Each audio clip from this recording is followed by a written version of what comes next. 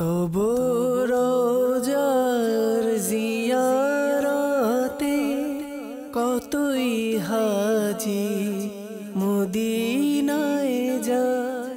আলহামদুলিল্লাহি রাব্বিল আলামিন ওয়াসসালাতু ওয়াসসালামু আলা সাইয়্যিদিল মুরসালিন আম্মা বা'দ ফাআউযু বিল্লাহি মিনাশ শাইতানির রাজীম বিসমিল্লাহির রহমানির রহিম। আসসালাতু ওয়াসসালামু আলাইকা ইয়া রাসূলুল্লাহ ওয়া আলা আলিকা ওয়া আসহাবিকা ইয়া হাবিবাল্লাহ। আসসালাতু ওয়াসসালামু আলাইকা ইয়া নবিয়্যাল্লাহ ওয়া আলা আলিকা ওয়া আসহাবিকা ইয়া নূরাল্লাহ।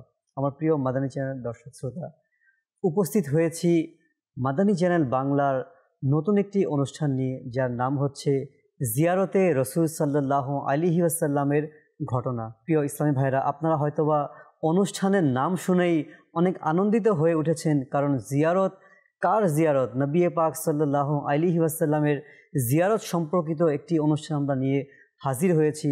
আর ইনশাআল্লাহ আজ্জা ওয়া জাল আমরা এই অনুষ্ঠানের মধ্যে কি কি বিষয় নিয়ে আলোচনা করব, কি কি বিষয় আমাদের এই অনুষ্ঠানের মধ্যে থাকবে, ইনশাআল্লাহুল কারীম আমরা আজকের অনুষ্ঠানের মধ্যে তা আপনাদেরকে একটি ধারণা দেওয়ারও চেষ্টা করব।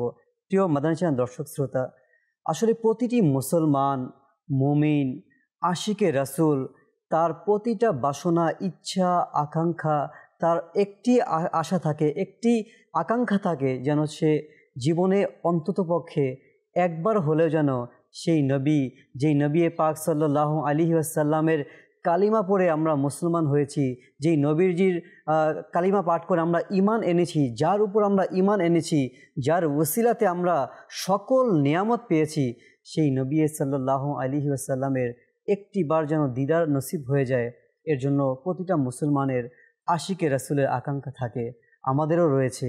আর দর্শকবৃন্দ যারা আপনারা দেখছেন, হয়তো আপনাদের মধ্যেও সকলেরই এই আকাঙ্ক্ষা জাগে।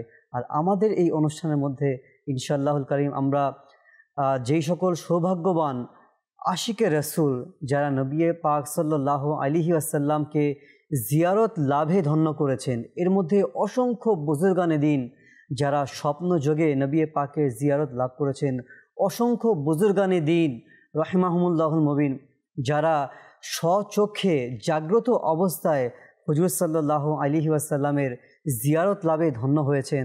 আমরা আজকে সেই সকল বুজুর্গানে দিনদের ওয়াকিয়া, ঘটনাবলী আমরা অনুষ্ঠানের মধ্যে আমরা শ্রবণ করব ইনশাআল্লাহ। প্রতিটি এপিসোডে আমরা এক একটি বিষয় নিয়ে আলোচনা রাখব, এক এক বুজুর্গানে দিনদের ঘটনা আমরা শ্রবণ করব। আমাদের এই অনুষ্ঠানের মধ্যে আমাদের আলোচনা করার জন্য যিনি রয়েছেন, ইনশাআল্লাহ আমাদের সঙ্গে রয়েছেন মোহাম্মদ তালিব আত্তারি মাদানী ভাই রয়েছেন।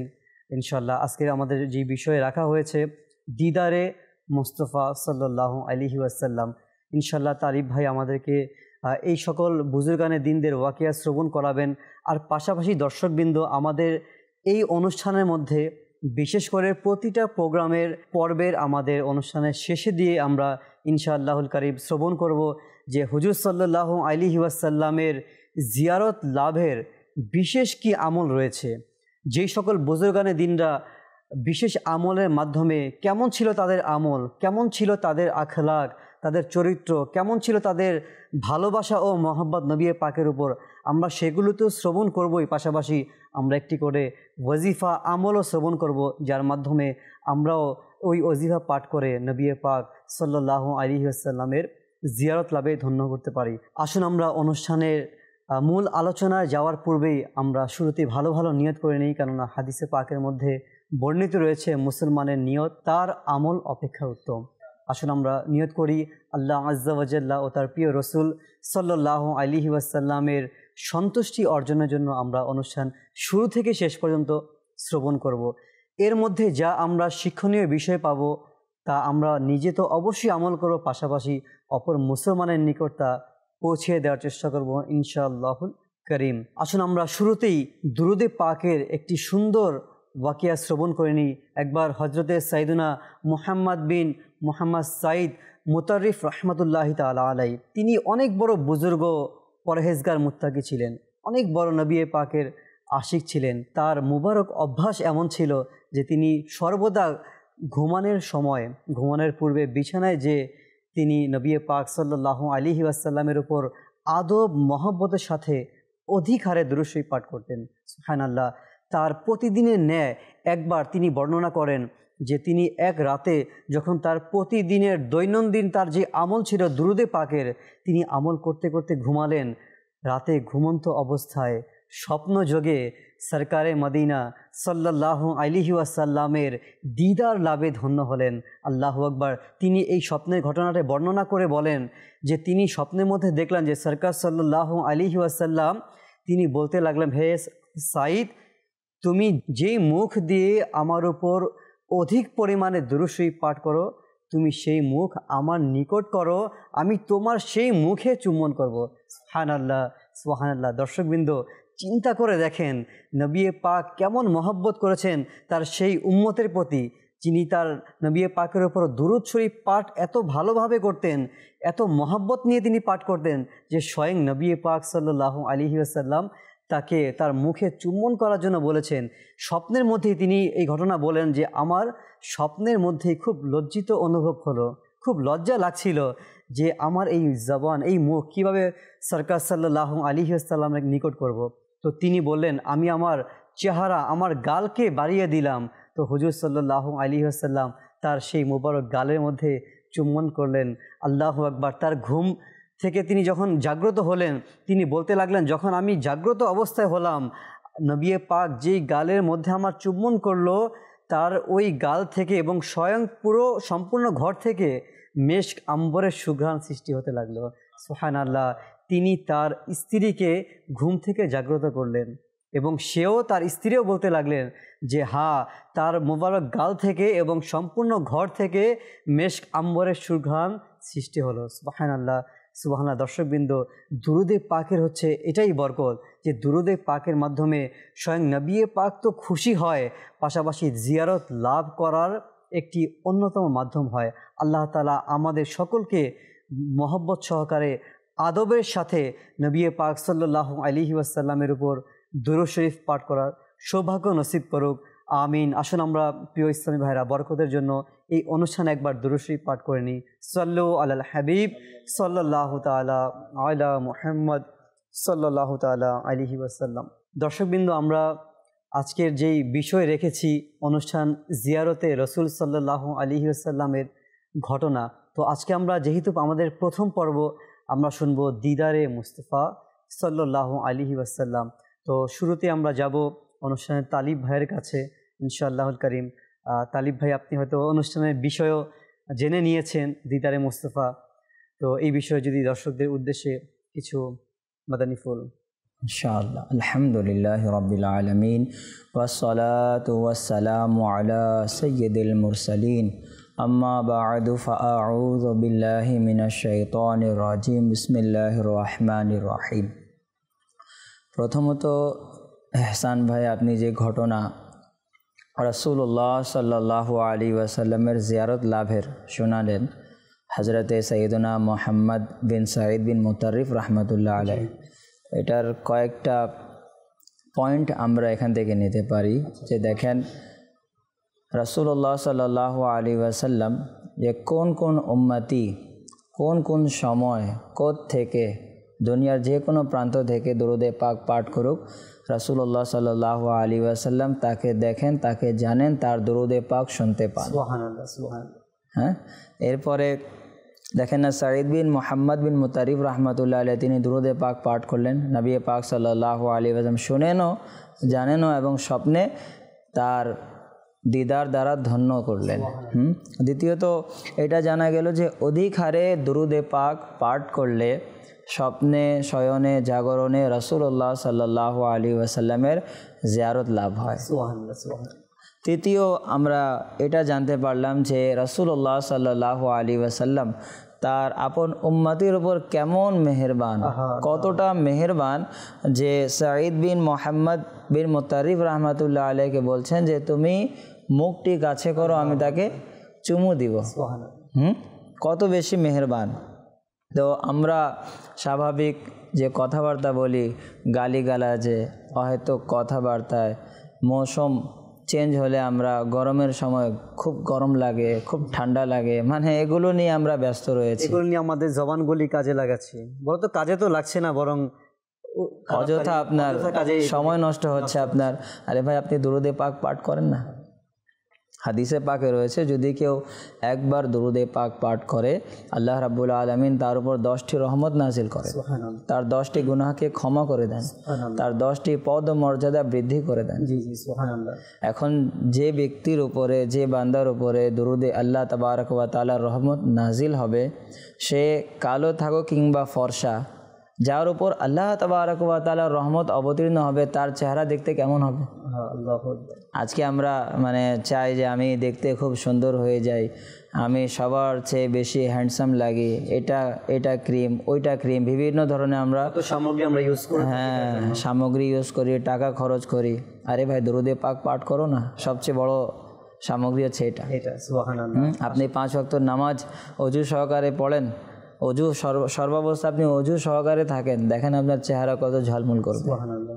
তো এটাও জানা গেল এহসান ভাই যে স্বপ্নে প্রিয় মুস্তাফা সাল্লাল্লাহু আলাইহি ওয়াসাল্লামকে যে দেখলো, সে স্বয়ং রাসূলুল্লাহ সাল্লাল্লাহু আলাইহি ওয়াসাল্লামকেই দেখলো। কারণ শয়তান তার সাল্লাল্লাহু আলাইহি ওয়াসাল্লামের চেহারায় রূপ ধারণ করে আসতে পারে না। জি, আসলে তালিব ভাই, হ্যাঁ, এরকম আমরা যখনই এই যে এখন আমরা যে একটা ওয়াকিয়া শ্রবণ করলাম, এক তো হলো দুরুদে পাকের ফজিলত এখান থেকে আমরা জানতে পারলাম, পাশাপাশি যে স্বপ্ন জেগে রাসূল করিম সাল্লাল্লাহু আলাইহি ওয়াসাল্লামের জিয়ারত লাভ, যে আউলিয়া কিরাম বা যারা আশিকে রাসূল তারা নবী পাককে জিয়ারত করে থাকে, স্বপ্ন যোগে হোক বা জাগ্রত চোখে তিনি দেখতে পারে। তো এই বিষয়ে কি কোনো হাদিসে পাক কিতাবের মধ্যে আসছে বা বর্ণিত রয়েছে? যেমন অনেক সময় যখন আমরা ঘটনা শ্রবণ করি, তো অনেকে এমনও ধারণা করে থাকে যে, বা ভাবতে পারে, চিন্তার মধ্যে আসতে পারে, এটা তো একটা ঘটনার মধ্যে আর স্বপ্নের মধ্যে কি হাকিকত রয়েছে, কি বাস্তবতা রয়েছে। তো জিয়ারতে রসুল পাকে যে জিয়ারত নসিব হয়, এই বিষয়ে কোনো হাদিসে পাক? অবশ্যই রয়েছে এহসান ভাই। এই ঘটনা শুধু আমরা ঘটনা বলে আমরা এটাকে পিছিয়ে ফেলে দেব তা না। আপনি দেখুন এই ঘটনা কার ঘটনা, এই ঘটনাকে লিপিবদ্ধ কে করেছেন। এই যে আপনি বর্ণনা শুনালেন মোহাম্মদ বিন সাঈদ বিন মুতারিব রহমাতুল্লাহ আলাইহ, এই ঘটনাটি আল্লামা সাখাভি রহমাতুল্লাহ আলাইহ তার আল কাউলুল বাদী নামক কিতাবে উল্লেখ করেছেন।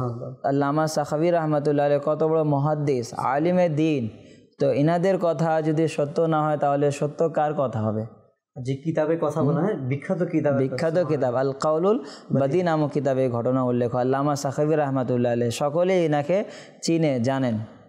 আর হাদিসে পাকে রয়েছে মুসনাদে আহমদ হাদিস নাম্বার 22,606, এই হাদিসে পাকে রাসূলুল্লাহ সাল্লাল্লাহু তাআলা আলাইহি ওয়া আলিহি ওয়াসাল্লাম ইরশাদ করেছেন, মার রাআনি ফাকাদ রাআল হক।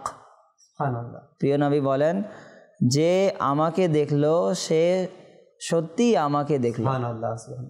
সাহাবী রাসূল হযরত হাসান বিন সাবিত রাদিয়াল্লাহু তাআলা আনহু প্রিয় নবী সাল্লাল্লাহু আলাইহি ওয়াসাল্লামের শানে তিনি নাত পড়তেন, গজল পড়তেন। তিনি বলেন, ওয়া আহসানু মিনকা লাম তারা কাত্তু আইনি ওয়া আজমালু মিনকা লাম তালিদিন নিসা খুলিকতা মুবাররাআম মিন কুল্লি আইবিন কাআন্নাকা কাদ খুলিকতা কামা তাশা।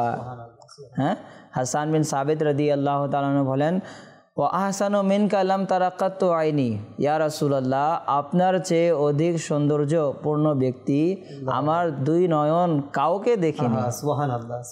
এরপরে বলেন, ওয়া আজমালু মিনকা লাম তালিদিন নিসাও, ইয়া রাসূলুল্লাহ সাল্লাল্লাহু আলাইহি ওয়াসাল্লাম, আপনার চেয়ে অধিক সৌন্দর্যপূর্ণ ব্যক্তিকে কোনো মা কাউকে ভূমিষ্ঠ করেনি।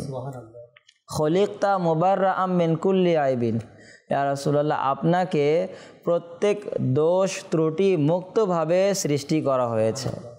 কাআন্নাকা কাদ খলিকতা কামা তাশাউ, আপনাকে এমনভাবে সৃষ্টি করা হয়েছে যেভাবে আপনি নিজে চেয়েছেন। আল্লাহু আকবার। সুবহানাল্লাহ, সুবহানাল্লাহ। কত সুন্দর বলেছেন হাসান বিন সাবিত রাদিয়াল্লাহু তাআলা আনহু। দর্শকবৃন্দ, যখনই আমরা শ্রবণ করি এই ধরনের ওয়াকিয়াগুলি, ঘটনাগুলি, তো আমাদের অন্তরে কিন্তু জাগ্রত হয়, হায় যদি আমিও নবী পাক সাল্লাল্লাহু আলাইহি ওয়াসাল্লামকে ঘুমন্ত অবস্থায় কখনো কোনো একটি রাত যদি আমারও দিদার নসিব হতো। তো আসলে যেই সকল বুজুর্গানে দিন রহিমাহুমুল্লাহ যাদের ঘটনা আমরা শ্রবণ করি দর্শকবৃন্দ, তো আচ্ছা, এরা কারা ছিল? এদের কি এমন আমল ছিল? এরা কেমন আশিক ছিল? আমরা যদি দেখি এদের জীবনে, যদি তালিব ভাই আমরা দেখি এদের যে আখলাক, এদের যে চরিত্র, এদের মুবারক যে অভ্যাস, যেমন প্রথম ঘটনা সাইদ বিন মুতারিফ রহমতুল্লাহ, ওনার যে মুবারক অভ্যাস কী ছিল? ঘুমানোর আগে দুরুদে পাক পাঠ করা। এখন আমি নবী পাককে স্বপ্নে দেখতে চাই, তিনিও দেখতে চেয়েছেন, তো তিনি চেয়েছেন বিধায় রাতে ঘুমানোর আগে দুরুদ পাঠ করতে নবী পাককে কল্পনা করে করে আদবের সাথে। এখন আপনি আমি ঘুমানোর আগে দুরুদ পাঠ করে অজু অবস্থায় আমরা ঘুমাই, নাকি মোবাইল টিপতে টিপতে আমরা ঘুমাই, নাকি কম্পিউটার মাজাল্লাহ অন্যান্য গুনাহের কাজ নিয়ে আমরা ঘুমাই? তো এটা দেখতে হবে, যে দরদ দেখতে হবে। দর্শকবৃন্দ, আজকে আমরা সবাই দাবি করি যে আমিও নবী পাক সাল্লাল্লাহু আলাইহি ওয়াসাল্লামকে দিদার লাভ করতে চাই, আমিও হুজুর সাল্লাল্লাহু আলাইহি ওয়াসাল্লামের মদিনা মুনাওয়ারায় যেতে চাই, তার শাফায়াত পেতে চাই, তাকে দেখার সৌভাগ্য অর্জন করতে চাই। তো যেই সকল সৌভাগ্যবানেরা তাকে দিদার লাভ করেছেন, যে আমলগুলি করেছেন, যে ইশক মোহাম্মত তাদের মধ্যে ছিল, যদি আমরাও সেভাবে আমল করি, সেভাবে দুরুদ পাঠ করি, আমরাও দুরুদ পাঠ করি, কিন্তু আমরা দিদার লাভ করি না, তো এখানে বুঝতে হবে আমাদের দুরুদ আর আউলিয়া কিরামের দুরুদ, আশিকে রাসূলের দুরুদের মধ্যে অনেক পার্থক্য। সেই পার্থক্য কি? তারা নবী পাককে ধ্যান করে আদবের সাথে, কখনো কখনো দোজানো হয়ে বসে অনেক মহব্বত নিয়ে তারা দুরুদ পাঠ করতেন। এখন আমরা তো তাসবিহ পাঠ করি, দুরূদ শরীফ পাঠ করি, আমাদের ধ্যান আরেক দিকে থাকে। তো এভাবে পাঠ করলে আমাদের সেই দুরুদে পাকের যে ফজিলত, সেই ফয়েজ বরকত আমরা কখনোই হাসিল করতে পারবো না। তালিব ভাইয়ের কাছে আরেকটি বিষয় আসবো, যে আমরা তো আলহামদুলিল্লাহ শ্রবণ করলাম যে দুরুদে পাকের মাধ্যমে এবং ইশক ও মহব্বতের মাধ্যমে নবী পাক যাকে ইচ্ছা সেই উম্মতকে স্বপ্নযোগে দেখা দিতে পারে, এবং অসংখ্য ঘটনা আমরা শ্রবণ করলাম। আর আপনি হাদিসে পাক মাশাআল্লাহ আপনি বললেন যে স্বপ্ন নবী পাককে দেখলো সে যেন বাস্তবে কি দেখলো, কারণ শয়তান তো এর রূপ ধরতে পারে না। তো স্বপ্নযোগে আমরা অনেকেই জানি এটা, এবং অনেক ঘটনা আমরা শ্রবণও করেছি, এটা মাশহুরও রয়েছে। কিন্তু স্বপ্নযোগ ছাড়া, স্বপ্নের বাইরে যদি আমরা বলি, ঘুমন্ত নয় বরং জাগ্রত অবস্থায়, জাগ্রত চোখে নবী পাকের জিয়ারত লাভ করা, এটা কি পসিবল, বা এই বিষয়ে কি বর্ণিত রয়েছে? জি হাসান ভাই, অবশ্যই এটা পসিবল, সম্ভব, এবং দর্শনকারীরা দর্শনও করেছেন, জাগ্রত অবস্থায় করেছেন। মুসনাদে আবু দাউদ শরীফের হাদিস নাম্বার হচ্ছে 2542। রাসূলুল্লাহ সাল্লাল্লাহু আলাইহি ওয়াসাল্লাম ইরশাদ করেন, মার রাআনি ফিল মানামি ফাকাদ রাআনি ফিল ইয়াকাওয়াতি, অর্থাৎ যে ব্যক্তি আমাকে ঘুমন্ত অবস্থায় দেখেছে, নিশ্চয় সে আমাকে জাগ্রত অবস্থায় দেখবে। কেন? ফা ইন্না শাইতানা লা ইয়াতামাসসালু ফি সূরাতি, কেননা শয়তান আমার রূপ ধারণ করতে পারে না। হাদিসে পাকে রয়েছে যে স্বপ্নযোগে দেখবে, অবশ্যই সে জাগ্রত অবস্থায় দেখবে। আল্লাহু আকবার। আর প্রিয় নবী সাল্লাল্লাহু আলাইহি ওয়াসাল্লামের এমন শান যে শয়তান যে কোনো ব্যক্তির রূপ ধারণ করতে পারে, কিন্তু এখানেও রাসূল পাক সাল্লাল্লাহু আলাইহি ওয়াসাল্লামের শান ও মর্যাদা মহত্ব দেখুন, শয়তান তার রূপ ধারণ করতে পারে। মানে এখানে যদি এমন হয় যে অনেকে যারা দিদার লাভ করেছে, ধরেন একজন সাধারণ মানুষ, আমাদের চোখে হয়তো সাধারণ হতে পারে, কিন্তু হতে পারে সে অনেক বড় আশিকে রাসূল। তো সে যদি স্বপ্ন যোগে নবী পাককে দিদার লাভ করে এবং যদি কাউকে বলে, তো অনেক মানুষ দেখবেন, না আপনি কিভাবে দেখছেন, এটা মিথ্যা হতে পারে না, বা শয়তানের পক্ষ থেকে নবীজিকেই দেখছেন, এটা কোনো ভরসা কি, গ্যারান্টি কি? কিন্তু এখানে হাদিসে পাক থেকে তো আমরা জানতে পারলাম যে এখানে যে শয়তান সবার রূপ ধারণ করতে পারে, কিন্তু নবী করিম সাল্লাল্লাহু আলাইহি ওয়াসাল্লামের রূপ ধারণ করা সম্ভব না। তার মানে এটা আমরা জানতে পারলাম এখান থেকে আরেকটি বিষয় তালিব ভাই, যে যারা দিদার লাভ করেছে স্বপ্নযোগে, তারা খুব শীঘ্রই জাগ্রত অবস্থায় দেখার সৌভাগ্য হতে পারে। সুবহানাল্লাহ। তো দর্শকবৃন্দ, এটা অনেক বড় একটি সৌভাগ্যের বিষয়। যারাই স্বপ্নযোগে একবার দেখে নিয়েছে, হয়তোবা আল্লাহ রসুল সাল্লাল্লাহু আলাইহি সাল্লাম তার আপন দয়ায়, আপন মমতায় সেই উম্মতিকে অতি শীঘ্রই হতে পারে জাগ্রত অবস্থাতেও তা দিদার দিতে পারে। তো এর জন্য সর্বদা আমাদের উচিত সেই নবী পাকে জিকির করা, তার তাজকিরা পাঠ করা, তার শানে নাতে রাসূল পাঠ করা, সর্বদা শয়নে স্বপনে সবসময় যেখানেই যায়, যা কিছুই দেখুক না কেন, তার ধ্যান চিন্তাধারা যেন এটাই থাকে, শুধু আল্লাহ রসুল, শুধু আমার নবী পাক। আলা হযরত রহমতুল্লাহ আলাইহি সর্বদা যেখানেই যেতেন, যে অবস্থায় আকাশের তারা দেখলেও সেখানে নবীর শান তিনি পেতেন, আকাশের চন্দ্র দেখলে নবীর শান, দুনিয়া যা কিছু বৃক্ষ দেখতেন সেখানে নবীর শান। অর্থাৎ মানুষ যাকে ভালোবাসে সে যেখানেই যাক, যা কিছুই করে দেবেন ঘুরে ফিরে সেটাই নিয়ে আসে। ওই যে আপনি আল কওলুল বাদির যে ঘটনাটি বললেন, মোহাম্মদ বিন সাইদ বিন মুতারিব রহমতুল্লাহ আলাইহ, তো উনি যে বললেন না প্রিয় নবী সাল্লাল্লাহু আলাইহি ওয়াসাল্লামকে দেখার পর 8 দিন যাবত আমার ঘর থেকে, আমার গাল থেকে ঘ্রাণ বের হচ্ছিল, মুশকি আম্বর বের হচ্ছিল। তো আলা হযরত রাহমাতুল্লাহ তাআলা আলাইহি প্রিয় নবী সাল্লাল্লাহু আলাইহি ওয়াসাল্লামের শানে এভাবে লিপিবদ্ধ নাত হাদায়ে বখশিশে তিনি উল্লেখ করেছেন, गुजरे जिस राह से वो सैयद वाला होकर रह गई सारी ज़मी अंबरे सारा होकर। অর্থাৎ রাসূলুল্লাহ সাল্লাল্লাহু আলাইহি ওয়াসাল্লাম যে পথ দিয়ে অতিক্রম করেছেন সেই জায়গাটা সুগন্ধিময় হয়ে গিয়েছে। রাসূলুল্লাহ সাল্লাল্লাহু আলাইহি ওয়াসাল্লাম এর শান মানে তিনি আরেক জায়গায় লিখেন, প্রিয় নবী সাল্লাল্লাহু আলাইহি ওয়াসাল্লাম क्या महकते हैं महकने वाले, क्या महकते हैं महकने वाले, बू पे चलते हैं भटकने वाले। সাহাবায়ে কেরাম আলিম রিদওয়ান যখন নবী পাক সাল্লাল্লাহু আলাইহি ওয়াসাল্লামের সাথে সাক্ষাৎ করার ইচ্ছা হতো, তো তারা কিভাবে প্রিয় নবী সাল্লাল্লাহু আলাইহি ওয়াসাল্লামকে সন্ধান করতেন? প্রিয় নবী আলাইহিস সালাতু ওয়াস সালাম যে পথ দিয়ে যেতেন সেই পথটি সুগন্ধিময় হয়ে যেত।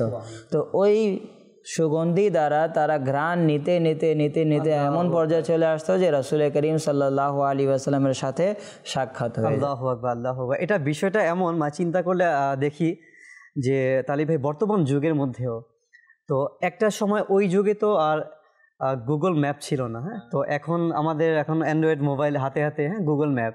তো মানুষ যেই স্থানটি চিনতে পারে না বা সেই অপরিচিত, সে গুগল ম্যাপে সার্চ করলে কিন্তু একটা লোকেশন দেখিয়ে দেয়, হ্যাঁ, কোথা দিয়ে কোন জায়গা দিয়ে যেতে হবে। তো ওই যুগে সাহাবিদের যুগের ম্যাপ কী ছিল? আল্লাহ রাসূলের খুশবু, সুবহানাল্লাহ, যে কোন দিক দিয়ে খুশবু শোনে যে এই দিক দিয়ে আমার আল্লাহ রাসূল গিয়েছেন, হ্যাঁ, ওই দিক দিয়ে গিয়েছেন। তো কেমন ইশক, এটা কিন্তু সবাই গানও কিন্তু পাবে না। যাদের ইশক মহব্বত বেশি, নবী পাকের ইশক ভালোবাসা যাদের অন্তরের মধ্যে রয়েছে, সাহাবিরা তারাই কিন্তু সেই খুশবু এটা শুনতে পেতেন, পাশাপাশি ওইভাবে নবী পাকের দিদার লাভ করেন। তো দর্শকবৃন্দ, আমরা অনুষ্ঠান শুনছিলাম যে দিদারে মুস্তাফা সাল্লাল্লাহু আলাইহি ওয়াসাল্লাম, দিদারে মুস্তাফার হাজারো অসংখ্য অকেয়া রয়েছে। আমরা এক একটি পর্বে আমরা ইনশাআল্লাহ ধারাবাহিকতার সঙ্গে আমরা এই সকল বুজুর্গানের দিনদের কারা কারা দিদার লাভ করেছেন, কিভাবে দিদার লাভ হয়েছে, আমরাও কিভাবে আমাদের রাসূল সাল্লাল্লাহু আলাইহি ওয়াসাল্লামের দিদার লাভ করব। ইনশাআল্লাহ আপনারা যদি এই অনুষ্ঠান প্রতিটি এপিসোড, প্রতিটি পর্ব যদি দেখেন, ইনশাআল্লাহ অন্তরের মধ্যে ইশকে মুস্তাফা নসিব হবে। পাশাপাশি যদি আমরা আমলও করতে থাকি, ইনশাআল্লাহ একদিন, দুদিন, 3 দিন আমল করতে করতে আল্লাহ রাসূল কোনো এক সময় আমাদের মতো গুনাহগার হতভাগাদেরও স্বপ্নের মধ্যে নসিব হয়ে যাবে। আমরা অনুষ্ঠানের শেষের দিকে দর্শকবৃন্দ চলে আসছি। আসুন আমরা, যেহেতু প্রতিটি প্রোগ্রামে আমাদের ইনশাআল্লাহ আমরা একটি বিষয় রেখেছি, আর তা হচ্ছে আমরা প্রতিটি প্রোগ্রামের শেষে আমরা একটি ওয়াজিফা, একটি বিশেষ আমল, যেই আমলের মাধ্যমে আমরা আল্লাহ রাসূল সাল্লাল্লাহু আলাইহি ওয়াসাল্লামের দিদার লাভ করতে পারবো। তো আমরা আসুন শ্রবণ করে নেই যে সেই আমল আজকের পর্বে তালিব ভাই কি আমল রয়েছে। আজকে যে আপনার আমল রয়েছে দিদারে মুস্তাফা সাল্লাল্লাহু আলাইহি ওয়াসাল্লাম এ ধন্য হওয়ার জন্যে, প্রিয় নবী সাল্লাল্লাহু আলাইহি ওয়াসাল্লামকে দেখার জন্যে সূরা কদর, ইন্না আনজালনাহু ফি লাইলাতিল কদর।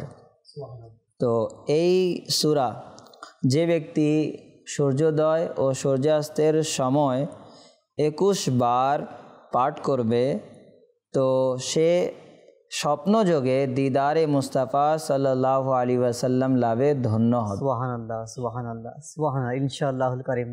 অনেক অনেক শুকরিয়া তালিব ভাই, যে মাশাআল্লাহ অনেক সুন্দর একটি আমল আপনি বলে দিয়েছেন। আর বিষয়গুলো এমন যে আমরা কিন্তু এই সূরা পাঠ করতে অনেকেই আমরা জানি এবং পাঠও করি, কিন্তু কোথায়? নামাজের মধ্যে। হ্যাঁ, কিন্তু আজকে দর্শকবৃন্দ আমরা তালিব ভাই থেকে শ্রবণ করতে পারলাম যে আমরা সূরা কদর কখন কখন পাঠ করব, কিভাবে পাঠ করব, কতবার পাঠ করব। ইনশাআল্লাহুল কারীম যদি দর্শকবৃন্দ আমরাও বিশ্বাস নিয়ে একাগ্রতার সাথে এবং হ্যাঁ শুদ্ধভাবে এই সূরাটি যেভাবে শুদ্ধভাবে পাঠ করার হুকুম রয়েছে, যদি আমরা কুরআনুল কারীম এই সূরাটি শুদ্ধভাবে আমরা তিলাওয়াত করি, পাঠ করি এবং অন্তরে এই বিশ্বাস নিয়ে পাঠ করি যে আমার এই পাঠ করার কারণে, এই আমল করার কারণে, এই ওয়াজিফাটি নিয়মিত পাঠ করার কারণে কোনো একদিন আল্লাহ রসুল সাল্লাল্লাহু আলাইহি ওয়াসাল্লাম আমার স্বপ্নের মধ্যে আসবে। যদি আমরা বিশ্বাস নিয়ে পাঠ করি তাহলে ইনশাআল্লাহ কোনো একদিন আপনার আমার স্বপ্নের মধ্যে সরকারে দো আলম, নূরে মুজাসসাম, রসুলে মুহতাশাম, শফি উমাম সাল্লাল্লাহু আলাইহি ওয়াসাল্লাম দিদার লাভে ধন্য করবেন। আমরা আজকে এই অনুষ্ঠান থেকে আমরা যা শ্রবণ করলাম, আল্লাহ পাক আমাদেরকে বুঝার এবং এর উপর আমল করার আল্লাহ পাক তৌফিক দান করুক। আমিন বিজাহি নবী ইল আমিন সাল্লাল্লাহু তাআলা আলা মুহাম্মদ। দর্শকবৃন্দ, আমাদের পরবর্তী প্রোগ্রামের মধ্যে ইনশাআল্লাহ আমরা আরও সুন্দর একটি বিষয় নিয়ে আলোচনা করব, কি আমল করলে আল্লাহ রসুল সাল্লাল্লাহু আলাইহি ওয়াসাল্লামের দিদার লাভ করা যায়।